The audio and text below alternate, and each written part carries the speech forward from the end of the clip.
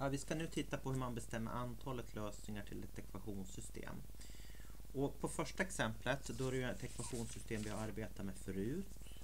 X plus y är 1, x minus y är 1. Och här så kan vi då använda additionsmetoden lättast. Vi har ledvis addition. X plus x är 2x. X minus y minus y, det är ju 0. Och sen är det 2. Då har vi att x är 1. Och sen så får vi att sätter vi in det här då. Om den är 1 och den är 2. Ja, i ettan. Om x är 1 då får vi 1 plus y är 1.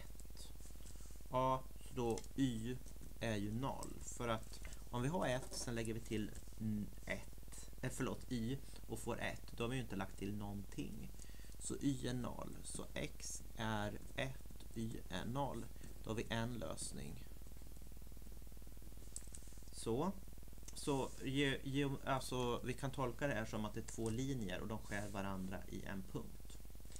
Sen så på nästa exempel då har vi två stycken, också ett ekvationssystem. Och det här kan man göra på lite olika sätt. Men ett sätt man kan göra på det är ju att lösa ut y ur det här. Vi har 3x plus 3y minus x är lika med 0. 3x plus 9y minus 9 är lika med 0. Då kan vi ju lösa ut y ur båda de här. Så om vi tittar 1, 2. Om vi börjar med första. X plus 3y minus 3 är 0. Då lägger vi på 3 på båda led. Så x plus 3y är lika med 3. Och sen kommer då 3y att vara minus x. Vi drar bort x från båda led plus 3. Och då så delar vi sen det här på 3 för att få ut y. Då kommer vi få att y är lika med minus x genom 3 plus 1. Gör vi likadant med den här andra så kommer vi att ha 3x plus 9y minus 9 är lika med 0. Och då kan vi lägga på 9 på båda led. Så vi får 3x plus 9y är lika med 9. Och då, sen kan vi ta över x dit. 9y är lika med 9 minus 3x. Och y blir då, vi delar allting på 9. 1 minus 3x genom 9. Alltså, y är minus x delat på 3 plus 1. Men det är samma ekvation här. Så att det här är samma, det här är bara en linje egentligen. Så att de här sammanfaller. Så att de här då, blir oändligt många lösningar. Och det kan man också se om man tittar då på x. Ska vi se så att det kommer i bild också. Vi hade x plus 3y var lika med 3. Nu skrev jag därifrån när vi hade konstanttermerna utlösta. Här ska vi se. Där. Då har jag flyttat över 3an hit och sen flyttat över 9an dit. Då får jag och sen hade jag då 3x plus 9y lika med 9.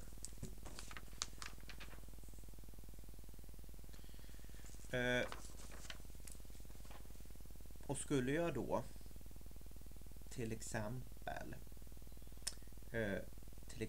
i det här fallet då använda additionsmetoden, så skulle jag ju kunna ta den här gånger minus 3 och den här också gånger minus 3.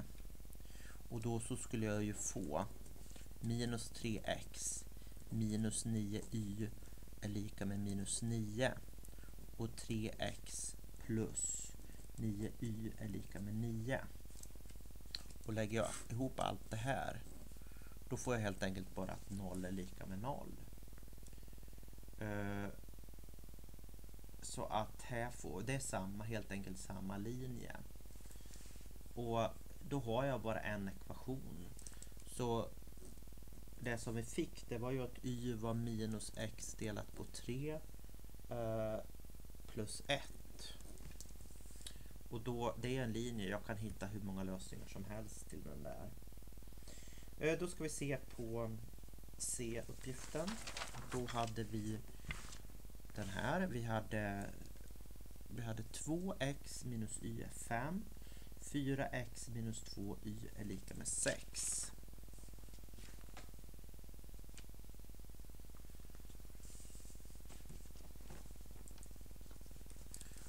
X minus y är 5. 4x minus 2y är lika med 6. Den här går ju att lösa på lite olika sätt. Ett sätt här då, om vi använder additionsmetoden, det är ju då att multiplicera den första ekvationen med minus 2. Om jag multiplicerar det här med minus 2, då kommer ju xen att försvinna. Jag kommer även se att y-na kommer att försvinna. Men multiplicerar den här med minus 2 måste jag ju lika med den här. Då multiplicerar jag i minus 2 där och där. Då kommer jag alltså att få minus 4x plus 2y är lika med minus 10. Sen så här kommer jag få 4x minus 2y är lika med 6. Och då ser jag att jag får 0 och 0. Tar jag ihop de här, då får jag minus 4. Då står det att 0 är lika med minus 4. Och det är inte sant, det är motsägelse. Så lösning saknas.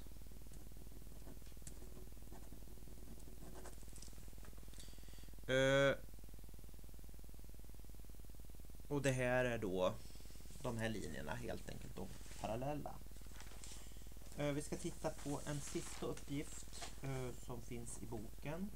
Och den ser ut på följande sätt, att vi har för vilket värde på det reella talet t har det här ekvationssystemet en lösning, oändligt många och sen ingen lösning.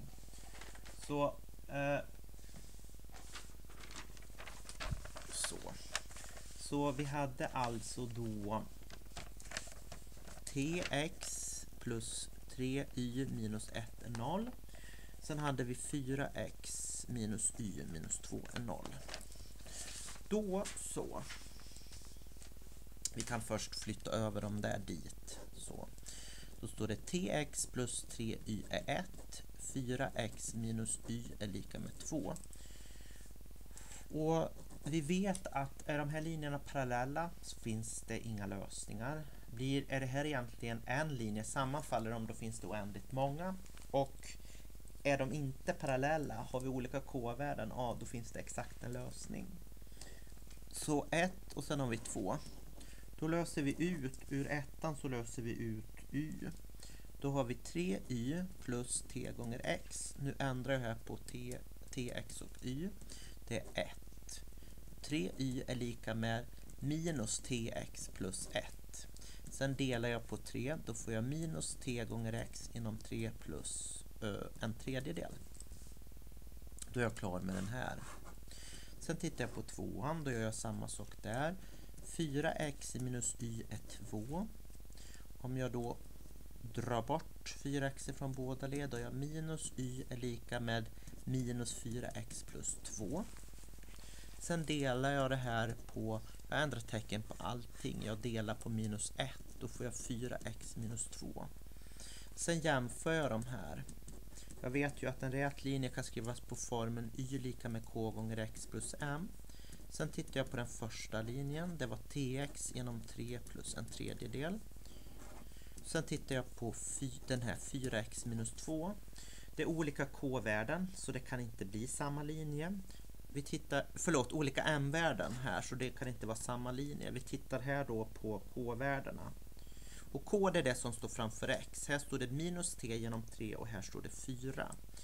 Minus t delat på 3. Om det är lika med 4, då kommer vi inte ha någon lösning alls. Alltså om t minus 12, då är